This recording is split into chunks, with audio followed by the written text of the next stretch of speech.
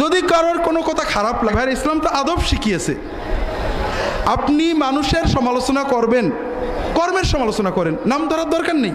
যদি নাম ধরতেই হয়, ইসলাম আল্লাহু আকবার, আল্লাহ কোরআন কারিমে ইহুদিদের সমালোচনা করেছেন, খ্রিস্টানদের সমালোচনা করেছেন, প্রশংসা সহ বলেছেন ওদের অনেক ভালো আছে, এইটা খারাপ।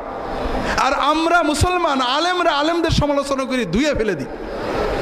প্রত্যেকটা দিনের দায়ীর ব্যাপারে আলেম উলামারা এত নোংরা, অশালীন, অভদ্র কথা বলে যে যুবকেরা যখন ইন্টারনেটে এগুলো দেখে তখন তারা একটা জিনিস বিশ্বাস করে যে দুনিয়ার সকল আলেম বুজুর্গ দিনের দায়ী সবাই ইন্ডিয়ার দালাল, ভারতের দালাল, শয়তানের দালাল, একমাত্র ভালো হলো নাস্তিকেরা।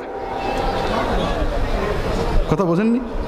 কোন হুজুরের দেখেছেন ইন্টারনেটে নাস্তিকদের বিরুদ্ধে কথা বলে? জাকির নেকের বিরুদ্ধে বলে, আলে হাদিসের বিরুদ্ধে বলে, হানাফিদের বিরুদ্ধে বলে, আল্লামা শফি সাহেবের বিরুদ্ধে বলে, দেলোয়ার হোসেন সাইদির বিরুদ্ধে বলে, কিন্তু নাস্তিকদের বিরুদ্ধে বলে, মানে ধর্মত্যাগীদের বিরুদ্ধে বলে, এরকম পাবেন না। তাহলে কি বোঝা গেল? যে আলেম উলামা সবাই ভারতের দালাল, ইন্ডিয়ার দালাল, হিন্দুদের দালাল, নাস্তিকদের দালাল, ইহুদিদের দালাল, খ্রিস্টানদের দালাল, শুধুমাত্র এই নাস্তিক অথবা ইহুদি খ্রিস্টান এরাই ভালো। তো ভাইরা, এভাবে আমরা নিজেদের নফসানিয়াত চরিতার্থ করছি বটে, কিন্তু ইসলামের কোনো উপকার হচ্ছে না। কত দুর্ভাগ্য!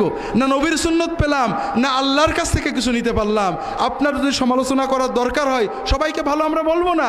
আমরা যদি কারোর কোনোটা খারাপ লাগে খুব সহজে বলতে পারি অমুক ব্যক্তি আল্লাহর দিনের অনেক কাজ করেন, আমরা মনে করি তিনি আল্লাহর জন্য করছেন, কিন্তু তার এই কাজটা ভুল, আমরা আশা করি তিনি হেদায়েত হবেন। বলা যেত না ভাই? যায় না? যায় না? আল্লাহর কোরআনের হুকুম মানুষকে উপহাস না করা, টিটকেরি না মারা, অবজ্ঞা না করা, খারাপ উপাধি না দেওয়া, আন্দাজে কোনো সন্দেহ করে কোনো দোষ না দেওয়া। কিন্তু দুর্ভাগ্য, আমরা সাহাবী, তাবেঈন, আমাদের 4 ইমাম এবং উম্মতের যারা রাহবার ছিলেন তাদের আদবগুলো পাইনি। শয়তান আমাদের মন মগজকে দখল করে নিয়েছে।